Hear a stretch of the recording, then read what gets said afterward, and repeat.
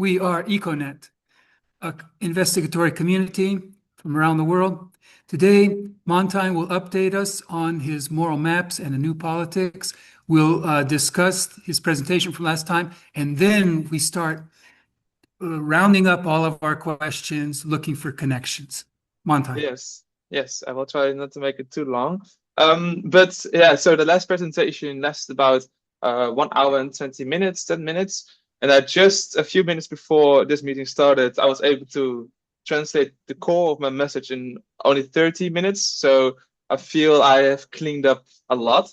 Make my message I want to bring much easier. So I learned a lot since previous time. And well, I think having also more understanding of my own message, I have become a bit more simpler. There's a certain wish. I have a certain wish for a new kind of politics based on the power over the moral, and I can talk about it every day. And I was actually kind of also thinking, yeah, what kind of dynamics could we have? Because I would honestly like to work to a new kind of politics based on a moral map where revealing each other morals, explicit moral reasoning becomes common practice, because implicit moral reasoning, I believe for all reasoning morally, has really its ambiguity problems. And even though we as a community probably agree, I think, on the big things, I think it's worthwhile to learn how to reveal each other morals. So I was also with a co-direction, I can give you my arguments again, like revealing moral is good, etc., etc. But I was also thinking, do you share this wish for a new kind of politics? Do you understand what the message I'm trying to say? And when I'm now going to explain myself again, just note I will be even more clearer than previous time, because I understand all the words I need to actually use. There's come a few beautiful words on my path. But can I ask you to answer that question? Do you have a wish for new politics? And then if so, can I then ask you sometimes, in important situations, to reveal your moral, just like you should ask me? And then we can immediately get this beautiful clarification of how our morals relate and how they are placed differently on the moral map. So that's why I would like to have this question to you. My life is simple. I want to do this. Can I ask you people to, do you share this wish for new politics? And if so, can I ask you to reveal your morals? Okay, we got one. Oh, yeah, okay. I'm in favor of a new politics. Sign me up. Cool. So can I? Cool. Thank you. We got one silent one.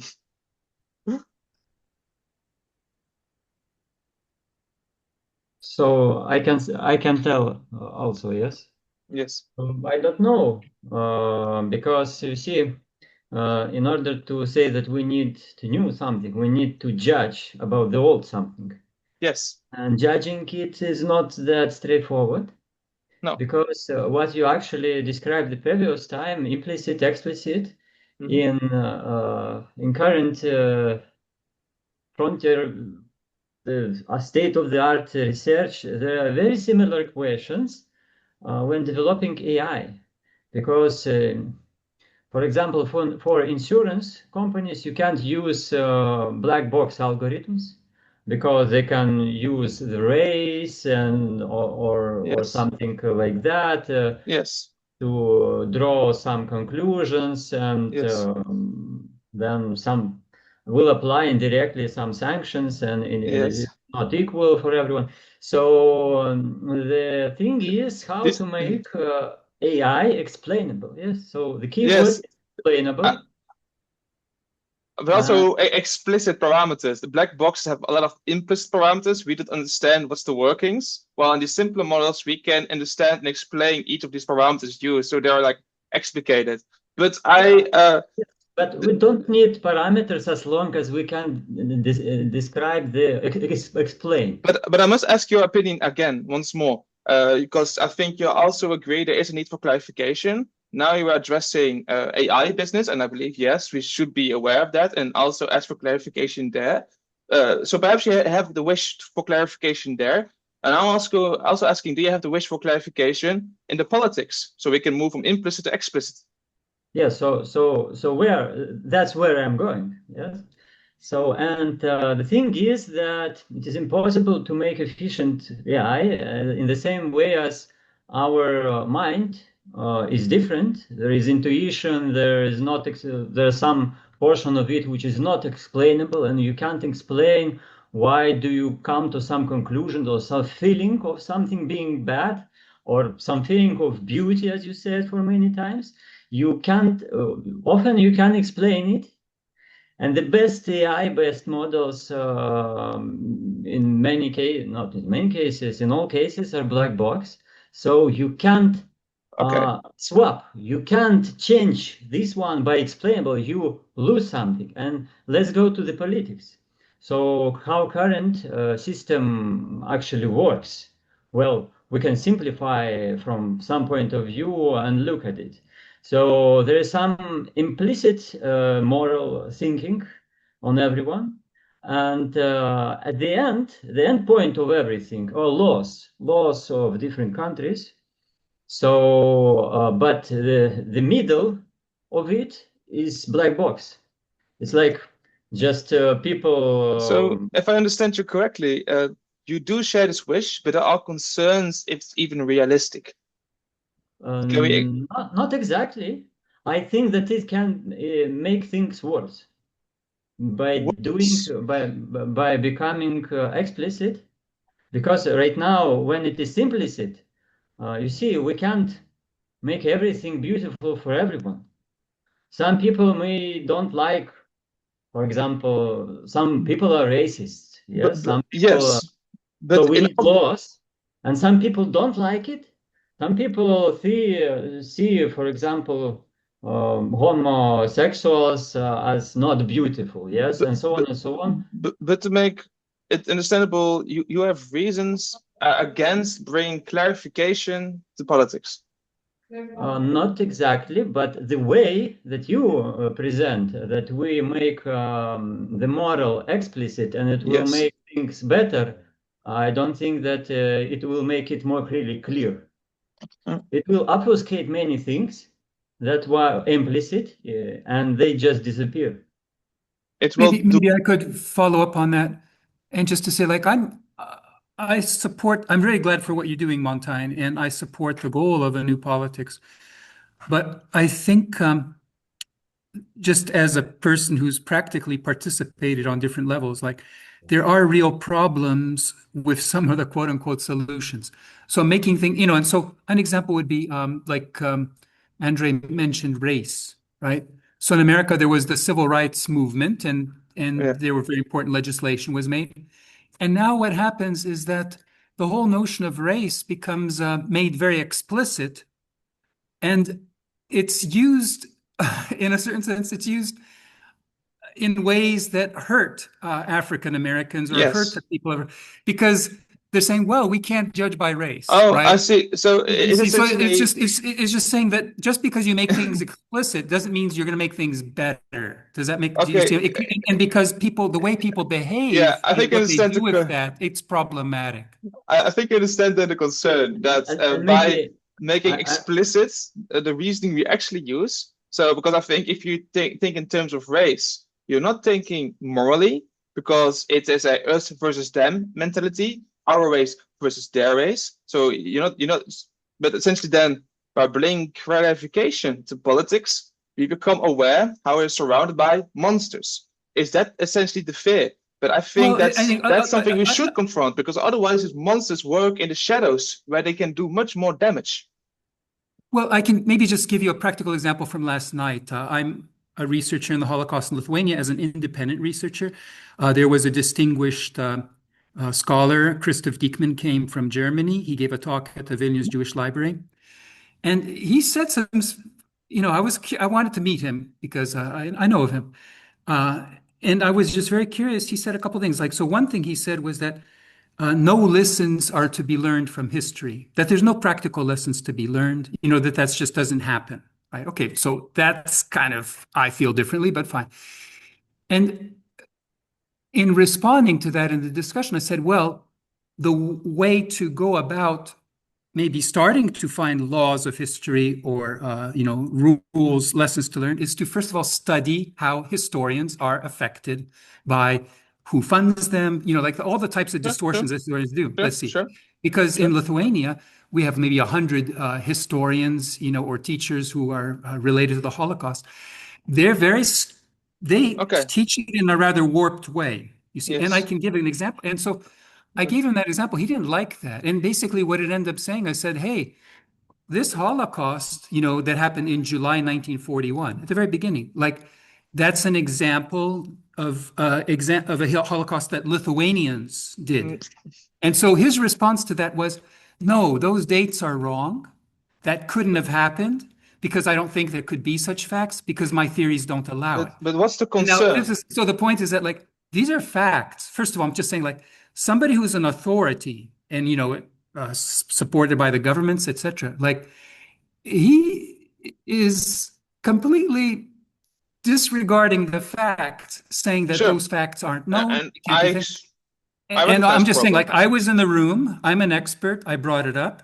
Okay. You see, and there were 30 people in the room. Not a single person in that room dared to stand up and say, Okay. oh, yeah, that interests me. Oh, what is it? You see, not a single person dared. No, thank you. And then I wrote a letter last night to 10 people I know, etc. And I said, hey, here is the evidence from this other scholar, etc. And that scholar replied, he said, I got your letter, thank you. But basically, no one responds. So that's the But it's a fair reality thing. that I have. Yes, because essentially you are addressing a concern. I understand now, because it's really the thing that people are wishful thinkers. People have a certain direction in their life. They want to see themselves as a historian, well established, but they could be based on lies, which someone like you could actually destabilize. Well, and people are spineless, basically. So, like, people don't have a spine, because and so it's they're just not very let go. disturbing. And so, to lie about the killing of 2,000 people, just about 2,000, to say, oh, it happened, and I go, well, you're a Holocaust denier. He goes, I'm not denying the Holocaust. But you It happened agree. later. But if you're denying the basic, I'm just saying. So, someone But that we agree. We agree. Yeah. We really agree. And so I'm just saying that's the reality I face over many years. And yes, but that's a fair concern, and I understand that concern, and that's essentially the consoling power of the moral, because we as humans, they fear letting go of that belief, but they have an existential need for direction, but they can be consoled by the minimal direction. Wherever you strand, you can grow moral anew. That's really, so you can expect people to follow the moral that returns. And that is the reason why I think it is realistic. We can fight against all these people who are scared, clinging to their stories and beliefs.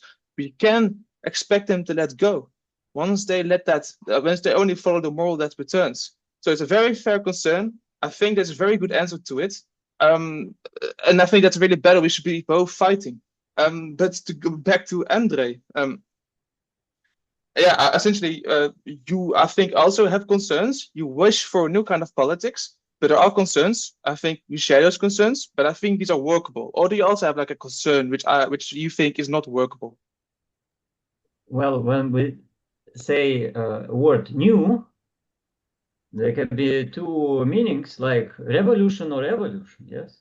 So progressive or the two ways, some kind to evolve, to make it better, but making moral explicit will perhaps destroy the morality itself. Perhaps.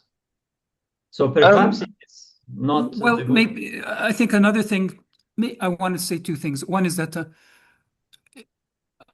I wrote this letter about being spiritual clones, but basically, like, to have morals, like to be interested in the moral of a story means that you think you can learn something, and that you can, can be a creative process. That learning is a creative process, and that we can learn, or that we can try to learn, or we can try to come to agreement.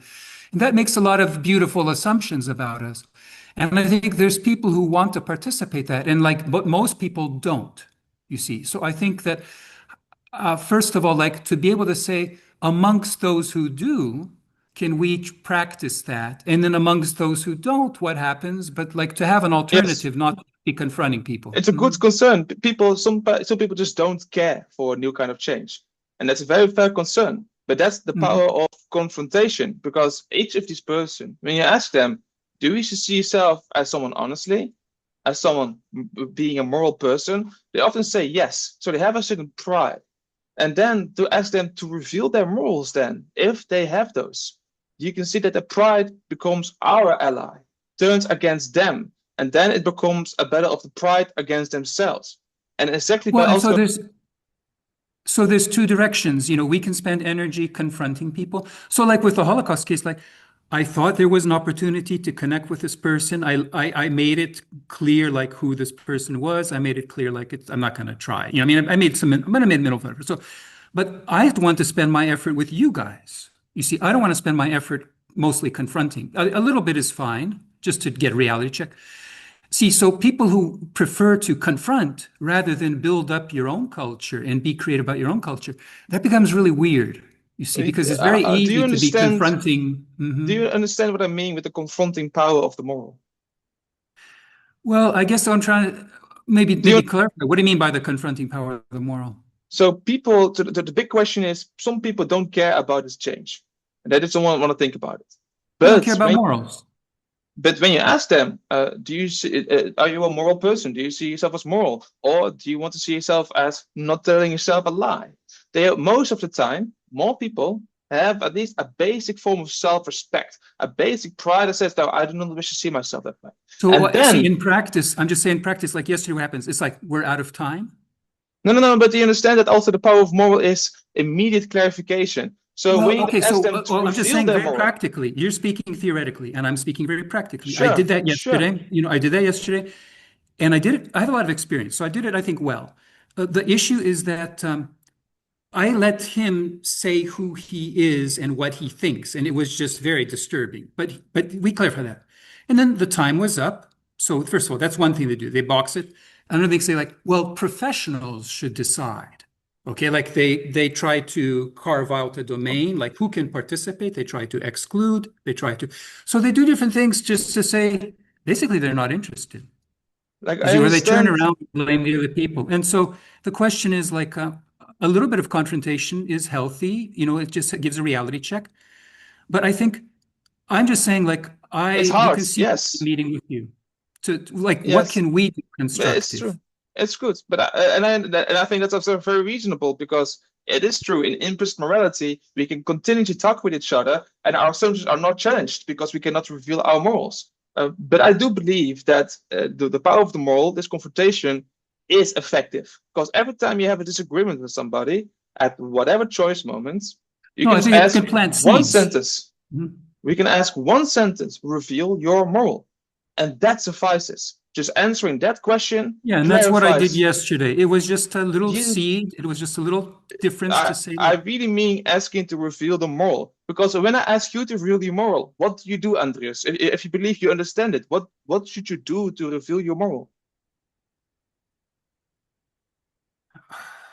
I think another issue I have with you is that, like, I think a lot of times I personally don't know, and I don't think anybody knows. Like, so for example, why not to kill? Why not to steal? Why not to adulter? I think the point is that those are all respectable rules, but no one really knows the answer to any of those questions. For me, a moral does not refer to a rule. It refers to a story. And there's a story. Yeah, so I'm saying, like, what I'm trying to... Just to come back, I think you don't understand what I mean with the moral. And that is fine, because That is fine. But then you cannot claim that you know the power of the moral, that you know what it means to ask one to reveal their moral. What you should do is, well, do you understand it? Yes, no, okay. Are you afraid of a question? No, let's then walk down this path. And once you have done so, you understand what it means, then the pride can turn into itself. Well, I guess what I'm trying to say is that, like in the case of murder, like I don't have a moral. I don't know what the story is. I'm interested. I'd like to discover an interesting story, because some people would say, "Oh, I agree, we shouldn't murder," but then they believe in the death penalty, or they believe in a war, or they believe in such things. So it turns out, like, but still, we don't know what we mean with the moral. We're coming from different places, but do we actually have those stories? Yes, we may not have those stories. You can ask me to reveal my moral in these important situations, and I will. But just I'm trying to say that. But maybe like I don't. And so what do we do with people who are moral or try to be moral but don't operate in that way that you say? Maybe they don't have those answers. Well, maybe that's not so central to morality. There are a lot of situations, but yes, it can be the situation that some people try to be explicit morally, but they have problems. We can help them because we then understand what their moral reasoning is. And just also to go back, a bit of a reality check, so you know where I'm coming from. A moral is a reason for the author. It is a belief plus a kind of desire, which is role independent. So there's kind of nuance there, which is based on active inference and the moral of the story, intuition. So like based on these three minds, you see, I think that there's one mind that's telling me things that I learned from my parents, that I know, that I was taught, that I see, that I feel, you know, and that's not explicit. That's very implicit. It's very private, or it's just very personal. I have personal reasons why I wouldn't kill somebody, and I don't really understand them. I just, you know, I have these answers to say, well, but then to make it explicit, you see, that would become then some kind of rules or some kind of moral system, whatever. The crucial thing for morality is to open up the connection, just to have doubts, to have moral doubts, to say, I don't, you know, I'm wondering about this. It's not about having an answer or a story. It's about having a question. Yes, and that's what it means to follow the moral that returns. That means that your moral is grounded on the belief that's doubt independent. When you let go, you return to it. But yes, but I believe, yes, all of these concerns, I think these are valid, but this can be worked with. And I think that will give me also reason. Yeah. But yeah, there's a valid concerns. But I do believe we should go to a time, especially with the way politics is done now, that revealing the moral should become common practice. And I think I haven't made myself too clear previous week, because yeah, I was like 70, 80 minutes. Now it's even more understandable. I think it is possible. I'll present it next week. I think this is the answer. Just to go back. Okay, so this is, but this is, so this, your vision is, I think, very becoming, your personal life focus has become very clear. But can we ask, are there any comments from people on the presentation last time? Yes. Anything more to add for Montijn? Okay, good. Yes. Steph or Jere?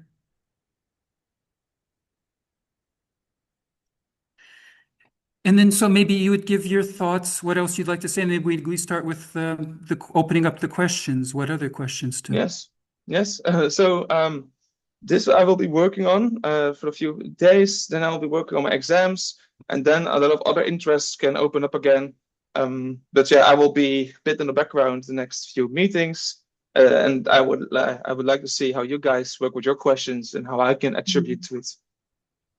No, thank you. I just want to thank you for, I mean, I think this idea that we should center around you, and you're a very vibrant, you know, dynamic, independent thinker, and you're always walking too. So I think maybe that gives you, I don't know, but to say that's that really gives you, you're an exemplary thinker, and I think that, you know, we have a lot of great thinkers, but I think it kind of shows you, if we could share certain things, then we can have our own culture and make progress. And so maybe one thing to think about for you, Montijn, is that, okay, you've clarified a lot, but to keep with us in our internal culture, keep focusing. So what is it you don't know?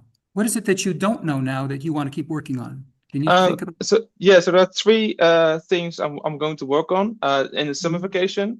So one has to do with astral psychics. It's essentially a theory which hinges upon quantum mechanics and like question and answer. So like an arithmetic decomposition. It hinges on formology. It hinges on my morality, and it hinges on experiential, like generally state semantics. So it's like I think one of like the pinnacle which I lost 1 year ago, but now I start to rediscover it. And I want to also integrate it with quantum mechanics, for I think there are a lot of analogies here. So that's what I'll be working on this summer. I'll also be working on the neural method. So I already finished one psychophysical information channel from world to brain. Now I'll be working on brain to world.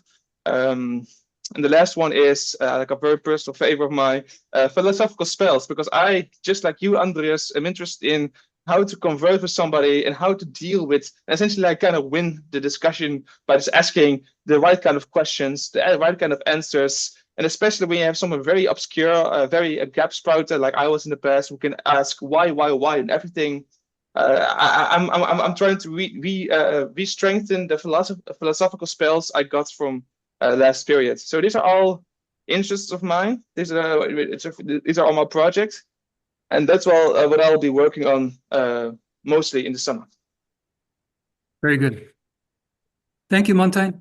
And now, what about any comments, please, Jerry? One comment here before we leave this relative to Montijn. I'm spending a lot of time now with intuition and how it comes out of nature and ecology and what have you. So my sense of what are your morals? It's the intuitional understanding of how nature works. And when humanity or people try to go against that kind of existence out there, which is tremendous and Yes. huge, that's why we get into the problems. But I think morality is an intuition. I think it's probably one of the major intuitions. So Yes, and then I would think you are reasoning morally, like me. I think we have the same kind of reasoning. In my opinion, you are still implicit, right? But that's just me because I think it's not properly revealed yet, so we can really understand the basis. Because when you say nature is good, nature is bad, nature kills, blah blah blah, we can see a lot of confusion there. So, but I think we agree in there. yeah, I would make one comment about it. It's a lot implicit, but I work a lot with an explicit interaction of it in terms of building these ecotech systems, seeing how Yeah, nature actually works. Whether you can take what's in your toilet and turn it into food and drinking water, that kind of yes, stuff. That's that's very beautiful. explicit. You know the feeling of beauty, I think, right? I think that's the beauty of that story is manifesting, regardless of what your role in is. That is what it means to, I think, be a moral being, a reason for the author. You do not care; you just wish to manifest because it's so beautiful. Um, but yeah, I think we agree. But that's good. I think I can explicate it, but whatever. I think we're already united in that sense. Okay, Yeah, thank you, yeah, keep it up. thank you. Okay. So we have 10 minutes each, let's say for Steph, Jere, Andrej. How would it make sense? Who could go first? I Maybe have a Steph I have or a short who? note about what I feel. So, Montaigne examples are good, and the motivation is good, but maybe that method sounds too radical. Yes, there is no way to bring everything which is explicit and not explainable and explain it. You can't explain everything, so Um, some things are implicit and will be still I implicit. So I we don't can ask you to explain the value. I don't expect you to explain the artist's evaluation. So I don't have to. not evaluation, but the story itself when you Yes. convert it to To word. clarify it, yes. Yeah, so this clarification often, not often, at some degree, in every case, it obfuscates the truth. It's hard.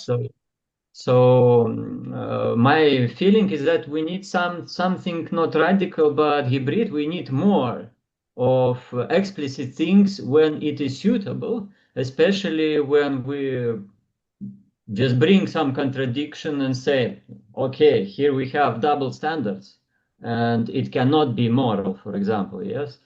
But the thing is, and what Andrew said, and what we see in politics, so often the main motivation is not some moral and so on. The morality is just it is done whatever way they want, and they just do what they need independently of morality and just obfuscate it, and that's it. I agree with Steph, the concerns. They're workable, I think, yes. Steph. Hey, Steph. I'm headed to a doctor's appointment, so I just wanted to say something about the story and the moral um, banner. I do agree with you, Montaigne, that there's a story that I tell myself, and under your definition, I would consider that's the moral that motivates what I do. And I hear Andrius has a story, and Andrius justifies that set of questions that you know being in the room in a particular example, being in a room last night with a group of people and you're in a very practical setting. I believe Andrius did everything he could to move the expert or conversation in the positive direction that is beautiful Yes. to his belief Yes. and practical and powerful. And so my story of Andrius represents this person being brave where nobody else is being brave. And therefore, in my story, it says, find that beautiful explanation of why Andrius is talking about what this is relative to what Montain's asking about as a moral. And that's my story about that interaction. You have a story. I don't have a story. Very good. And then I appreciate where that. I don't know. Yeah, I don't know where that ends for me. But yeah. Perhaps if it's like an underlying concern, but yes, I do totally acknowledge Andrew's brave heart and that you really try to manifest the same goods like you do. yes, you do it. But yeah, you have the power, but you need also, I think, in simpler words, the method, the technology, and I think the moral does offer that. Okay, so Steph, be healthy, and we kind of miss you today. We look forward to talking about complexity in our next time. Yes. Okay, peace and love. Thank you. Bye-bye. Get a pre-prayer for Steph. And then just to follow up on Andrej, I just want to say that, you see, one way to take what you're doing and tease it out is to distinguish morals and, morality and norms. So, for example, should animals be allowed, like dogs be allowed in the park? You see, that's not really a moral issue, but there's a social norms, and then you can say, well, these are reasons why the dog should be allowed in the park, or these are reasons why they shouldn't be, or why this park, or why not that park, you see. And so, in fact, your thing might be better starting with norms where it's not so threatening and just people give their stories, you see. So one way to introduce what you're doing is to try to pick topics that aren't so threatening. Just saying what social, what that shows partly is that social norms, just like morality or history, is partly creative. It's partly conventional. But and also when you have social conventional norms track morality in many ways.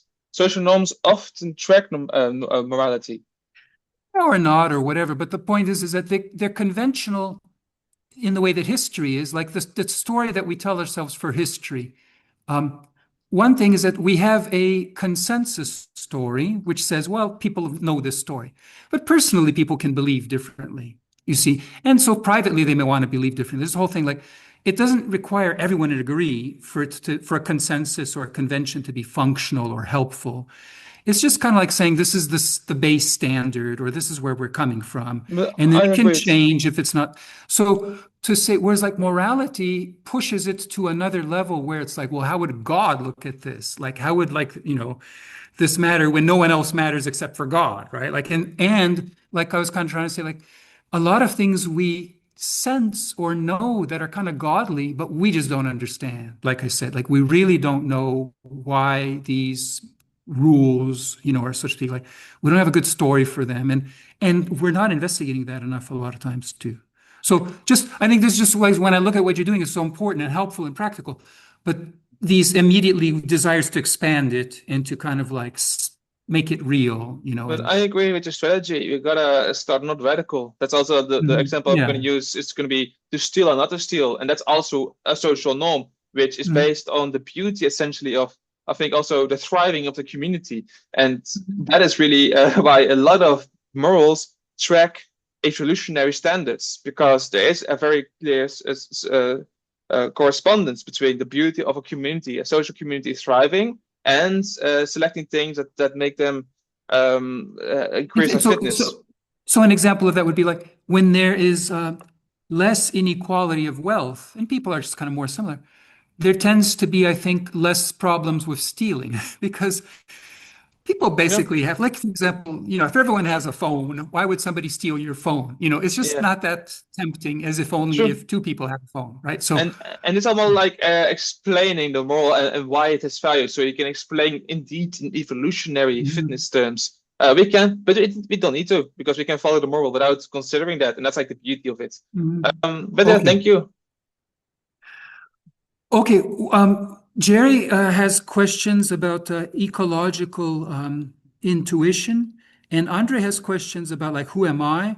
And so I'm kind of curious to have these questions developed and then connected, and then we can connect it to what Montijn and I'm interested in, maybe Steph later. Who would maybe Jerry, would you go first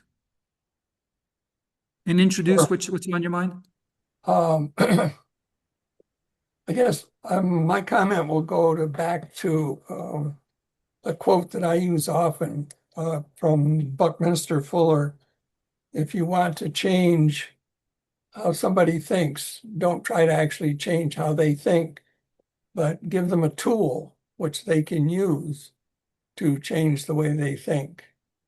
And I think that bears on this kind of question as to whether we establish rules or any kind of absolute standards in terms of what are your morals or what are your beliefs, is to talk about ways to consider and understand. And I think that's a part of what Montaigne is advocating here, to go Yes. from implicit to explicit, is to talk about the process as a way of a tool, as a way of getting to resolve conflict or misunderstanding or those kinds of things. Yes. So this comes back very much to what I'm seeing as an increasing interest in intuition and how that works.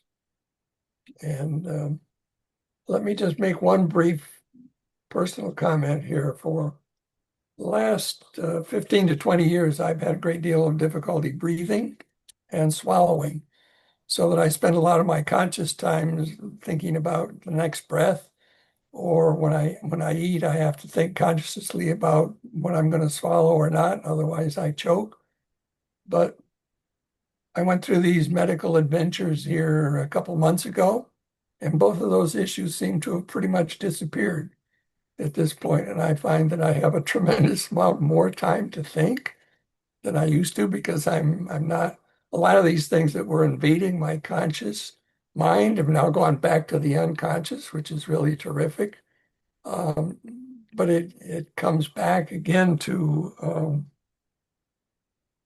the creation of a tool is to what you can use, how you can use it, and what your resources are to get there. So I think this intuition kick that I'm on now is just really getting under motion, and I'm very interested in it, and as to how it is going to get applied in terms of economic and ecological programs. So anyway, that's where I am at this point, what I'm working on.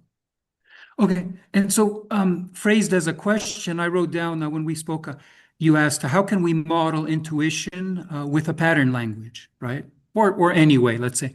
So that's your question, right? And It's not necessarily with a pattern language, because I went back to Christopher Alexander's pattern language stuff, and he's using the concept of pattern basically as a noun in a language. So what he says, you got all these different patterns, and you choose one or not, and then you use it.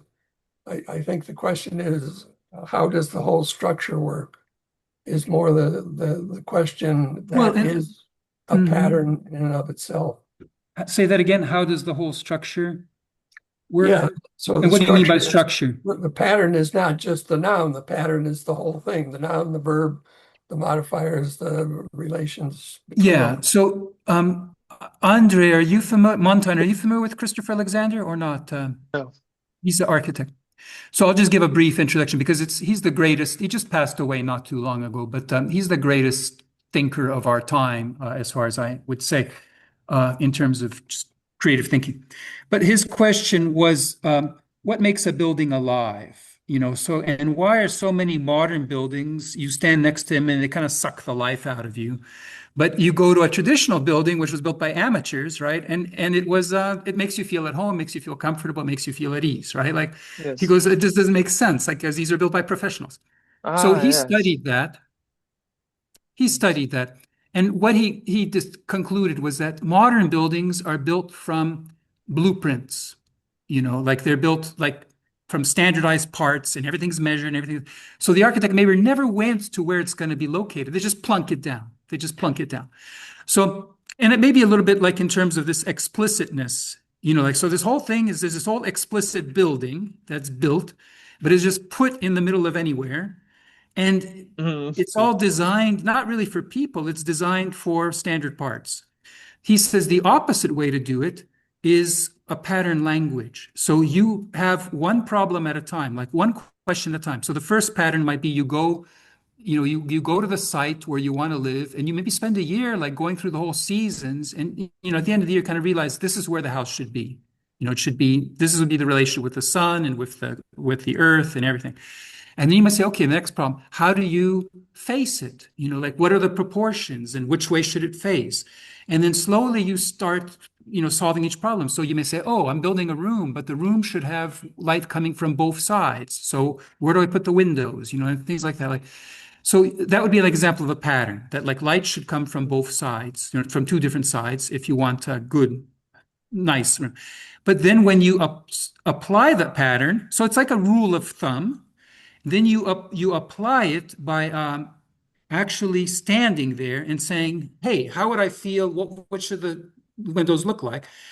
And it's based on recurring activity. So to say, well, if you do an activity once, it doesn't matter how you do it. But if you do it repeatedly, it affects structure. So the metaphysical idea is that recurring activity evokes structure, and structure channels activity. And the example I give is washing dishes. So like, if you want to wash dishes once, it doesn't matter how you do it.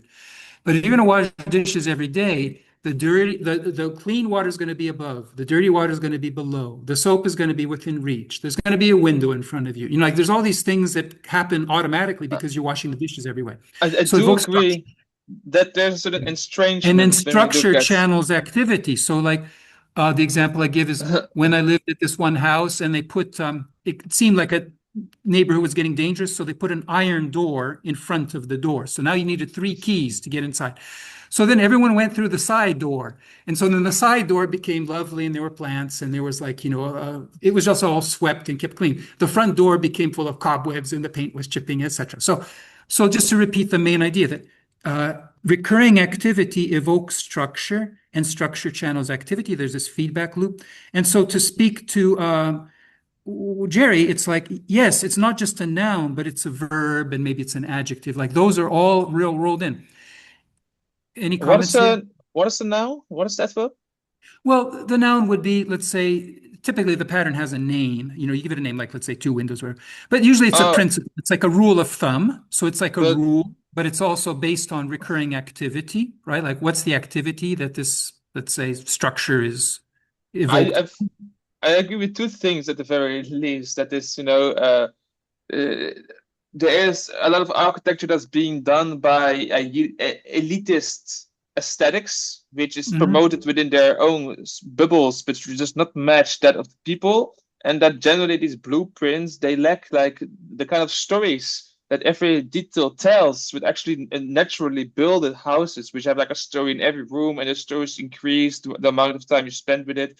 And I also think to relate that with Jerry, I think one of the most beautiful things is what Jerry's also doing is also creating stories everywhere. Just like nature tells stories in every little direction where you go. So you see here a little ant doing this thing, you see an insect doing that thing. If you as humans also try to be not estranged from the buildings, but also be familiar with every aspect of it, create your own toilet. It also becomes your toilet because you spend with it, you make your own clothing. You develop these, you become more like nature, because nature always tells a story, and there's so much beauty in doing the same to your own life. So he pursued this further, like in terms of principles of order, like with nature and things like that. But one of the key things was that at every step, and it's kind of like what you say, there's got to be a question, there's got to be a problem. Like, every pattern is it's solving a problem or answering a question. And the answer is coming from the person who is the architect, who stands there, and at that place, they're solving it on site. They're not solving it on their desk in paper ahead of time. No, they're solving it there, saying, I'm the human instrument, and I see that this is what we would need on site. Does that kind of make sense? I don't know if that, yeah. Yes, thank you. So I think one of the great things about what Jerry wrote in his letter that I liked is that he's saying, okay, what is language? What is consciousness? And he started giving out like different things, like saying there's the reals and there's the ideals. Okay. And so that's very much like, to me, these two minds. There's, for language or for consciousness, whatever, you want to talk about engaging the real facts, right? But you also want to have like an ideal way to think about it. Like you want to have like a language of the ideals. Another thing that Jere says is that, yeah, and he thinks that there's like, he kind of grouped them into fours. But basically, we're saying like when you have these real facts, like you have actions there, like maybe you would have so these kinds of things that Christopher Alexander is talking about, like well, you would have a recurring activity, you would have somebody having like optimization to say this is right, like some kind of validator. You would have some kind of rule of thumb that would kind of like maybe give you a sense of what's going on. That's happening there. But then, like Jere was saying in his letter too, like on the ideal side, you have these relations between ideals. You have different things to say, well, it's coming from the sender, it's going to the receiver. There's these issues of communication. So I think like to flesh that out and to say, okay, why are those things there? And then rather than just kind of dump them on the Octonians, but rather spend more energy to say, what is it, what is your intuition, Jere, about language and communication that should be fed into this? So that we can start to see, what do we think needs to be put into these things to truly stand? And I think like what makes things, scientific about this, because I think science can work very well with this, but it means that we really have to break things down into every step and every pattern and see what it means to scientifically validate it or engage it or think about it. Because what's one of my critiques of active inference is that it ends up being like fan fiction. There's these things that are just presumed or supposed, that everything needs to survive or everything, there's a boundary between self and organism, etc. And they're never really challenged or they're never really like, why do we need this? Is this really relevant? Where is this coming from? So it ends up becoming a little bit like Star Trek or like, Star Wars. Okay, everyone's going to use this language, but it's not talking about reality. It's not talking about anything that could be real. It's talking about a story, you see, that this is a story land. So I think maybe that's one of the issues with having stories is to say, yeah, but for convention, for consensus, fine. But like in terms of saying, well, yeah, but what's real, right? Like that's a different issue too. What stories are we allowed to tell ourselves? That's a very good question. Yeah, and fiction and nonfiction, and sometimes fiction. Yes, how do we separate these two? And I think that active inference gives us the key to understand it. Because if you think about also action selection, because that's also where the moral is a reason to act, it's based on your state belief, your transition beliefs, that is the belief part. And then from those beliefs, you do predicted outcomes under each policy. And then that gives you essentially the situation and the stories you can tell yourself. Adding to that belief, the desire, you find the moral. The two criticisms maybe would be, it's an objective description. It's not a description of subjective reality. And one of the key things that comes up with that is that they talk about an organism and its environment, that's the crucial distinction. But in our subjective life, I think it's really between the unconscious and the conscious. Like the environment, the unconscious is the environment. You see, it's just a totally different chasm. Like that's just in terms of how see. But like if I talk reveal your moral, I actually want to see the reason your brain, your body is using to act. And I think by introspection, we can describe that because we know via active inference how that goes in our brain. We are hosting a generative model, and then we can give that belief and a desire. Well, I'm not sure how well that distinction between the conscious and unconscious. Like, anyways, so this is something to think about. So I'll just leave it there. But it's good. One other point. The moral has a neural reference, so we look at the brain. But there are fair criticisms. But there's also another state, because state semantics, the state of the experience, which can also ground the meaning of the moral. And perhaps you take more satisfaction with that. But yes, thank you. Andrej, how about your question? How would you frame it or talk about it? Yes. Well, first of all, well, it's one of these questions. What is the first, the chicken or the egg? Yes. Because what we do in life defines us. Yes, you become what you do.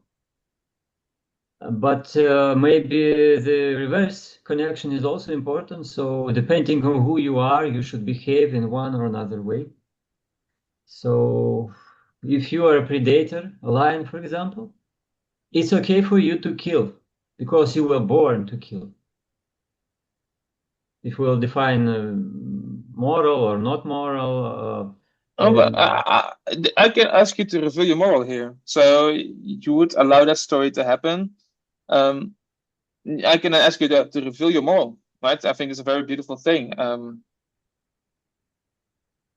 yes. So thing is that perhaps you should define what is wrong and what is not, or what should you do? Yes, because it's in essence But can I ask you to reveal your moral? Can I ask it? what do you want to ask? To reveal your moral. To reveal? Yes. It is very implicit. So do you want to know how I can how I reveal my morals? Well, So you can reveal I can yours. give an example. Yeah, I can give an example. The simplest rule is that you should behave with others as you would like to be behaving. Okay, what is a moral? What does a moral refer to for you? What moral? What is a moral in general? So when I Well, ask you to reveal your moral, what does it refer to? Can I give an example? Can I give an example from yesterday? May I just can I let Andrew finish his thought, finish his conversation to see where we go? Yeah, but I wasn't actually. I didn't want to talk about knowledge. Just one of the examples. But what I want to say that the moral or not moral way to behave depends on who you are. But what does a moral refer to? What do you mean with moral when you speak moral? Yeah, it's a good question.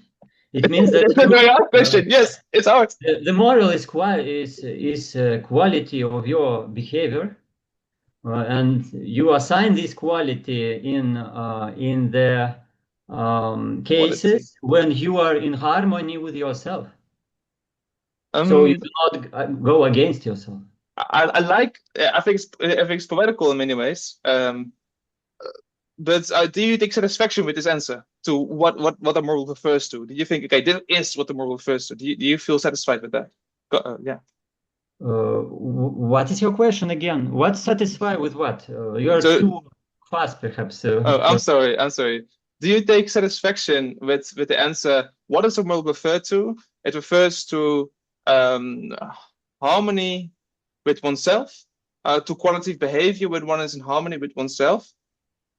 Because what do those terms refer to then? What does it mean to be in harmony? Because sometimes you have to exert effort, right? Then you're not in harmony with your, right? So it's a difficult question. Yes. Harmony is, yes, that's exactly. So it's a difficult question. But I think I have solved it, right? I think because you also agree it's difficult. You have the same skepticism as me. Like, what do you really, really, really mean? I think I can give you an answer with which you take satisfaction with. Yeah, but what I wanted to say that actually I have an answer. Okay. Yes. So the thing is, and this brings us to the question who you are. Okay. Yes, it's a very good question. So yes. The only thing you need to answer is who you are, and it becomes very complex when you try to decompose it, because it's like chicken and egg. It is not clear what was born first. Because where do you refer to then, right? I think with regard to this question of, which is your question, who you are, and then you relate that to self-identity and how to behave and the meaning of life, etc. I think like when I think about that in terms of the three minds, it tells me, it suggests the following, that like my unconscious, maybe the thing that senses beauty, like it looks at things holistically. It looks at things in a unified way. So I can see like, I kind of am integrating everything at once. But then the point of life is to, first of all, translate that into something shareable by making it explicit. Okay, so maybe it's not perfect, but it's explicit, and so you, instead of talking about what I feel or what is, I convert it into the opposite language, like, well, what is not, what are questions, etc. But then the crucial thing is, it turns out that when you do that, you have the opportunity to realize that actually maybe my unconscious is very limited. You see, like that God's view or the universe's view or whoever's, the big picture's view is bigger than what I can, the limit, within his imagination. And by translating it to the explicit, I'm able to let go of the totality, I presume, and say, no, there's a totality that's way bigger. You let go of your perspective. Transcend myself. So then I can let go of like, who am I, and say, well, okay, that's me, and then there is a bigger spirit that I could be part. And then also to dynamic. So yeah, and that's what you see when you think about it in a way that you can model the whole humanity, every human, like a biological robot. Yeah. Mm-hmm. And it is fine as long as you are spectator. Mm-hmm. Yes, but when anyways. you transfer, what does it mean that you are one of them? Yes. And one and this one. Yes, that's a very good question. And you understand that, okay, so I'm not a robot, it is something more. Yes. I'm not sure what that more is, but there exists something that defines me. I think that's, yeah. Who? Yes. And this relates back to what Jere was, I think, trying to model with intuition, that like, if you distinguish the real and the ideal, the participant is real. And then the spectator, like this idea that you can stand back and look and try to, have a language, make it explicit, etc. But if you have both, then you can give reality to your explicit language. You can say, we're talking about real people. You can look at yourself in the third person, which is maybe more but Andrej, godly than seeing yourself just in the first person. So I think one of the shades, and I think it's a beautiful question you have, and I think it's a great mystery. And I think in the literature, it's known as, in many ways, a hard problem of consciousness as well. That you can think, yeah, why would anyone? Because I think that consciousness, you are consciousness, you can only verify your own consciousness. That seems to be the real you. And you cannot do that by other people. It's always other physical, biological machines. I think that is like the great mystery that you're here trying to open. And if that's your question, which we want to go forward with, because it's a beautiful question, I look forward to you discussing that in the next weeks. Yes, and so we'll do that. I want to add that there's facts that we can, if we come as we are, like with certain commonalities, like we have questions, we're investigating, we're trying to understand the truth. Then one of the, and we're doing practical things like, let's say, Montijn. Then these types of things, well, some things will be facts. So I think like the three minds is basically facts, or like the distinction between the reals and ideals, these are facts. So this is something to validate or verify or test or check or whatever. But other things are theories or stories that can have morals. So this thing I gave about transcendence, it's more like a story. Like that's something like, well, that's a way to look at things. And maybe that's a helpful way to think, or maybe it's beautiful, whatever. Or like the version of that, which I used yesterday as my moral, so to speak, was that God does not have to be good. Life is not fair. That's how we get disattached from, ourselves, from this world, and kind of look bigger at the bigger picture. And relates to people who have suffered or whatever it is.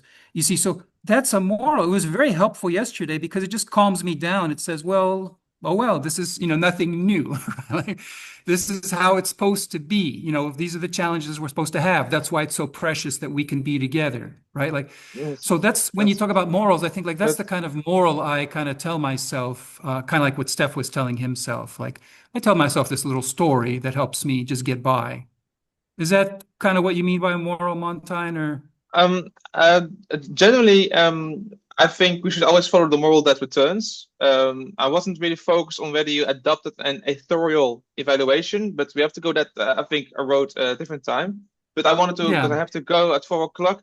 Perhaps Jere and Andrej, can you talk? Because Andrej wanted to say something. He can, if you want to still. And then maybe we can concluding remarks. And then maybe Jere would give us a prayer. Is that fine? Okay, cool. Yeah. My prayer is that we keep it up. We all keep our cool and keep going because this is terrific.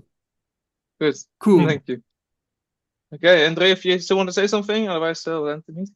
I think all been said. Like you said, though, till next time, and I'll see you in a week. Yes. All right. See you, everyone. Okay, bye-bye. Thank you. You.